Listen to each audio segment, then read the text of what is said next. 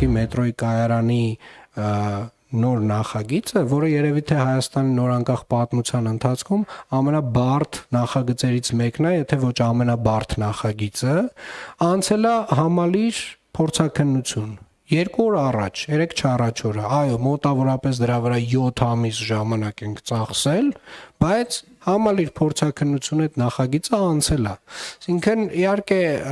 պետք է նաև հասկանանք, որ այս տեսակ նախագիծ, այս պետությունը 40 տարուց ավել չի արել։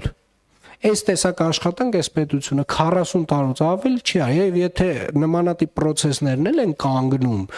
այդ կարողությունը, այդ գիտելիքը էլի չքանում է։ Հետո պետքա սկսես վերականգնել։ Հիմա ժամանակ է դա տանում, բայց ես անհոգնել եւ վստահ ձեզ ասում եմ, Երևան քաղաքում աջափնյակ մետրոյի կայարանը կառուցվելու է, որովհետեւ մեզ ընդամենը մնացել է գրագետ կազմակերպել արդեն շինարարության մրցույթը եւ համապատասխան ֆինանսավորումը հատկացնել եւ արդեն տեխնիկական հսկողության մրցույթը իրականացնել, որովհետեւ ամենաբարդ հատվածը կարծում եմ անցել ենք։ Ամենաբարդը նախագիծը ստանալն է, որը բոլոր փորձաքննությունները անցել է։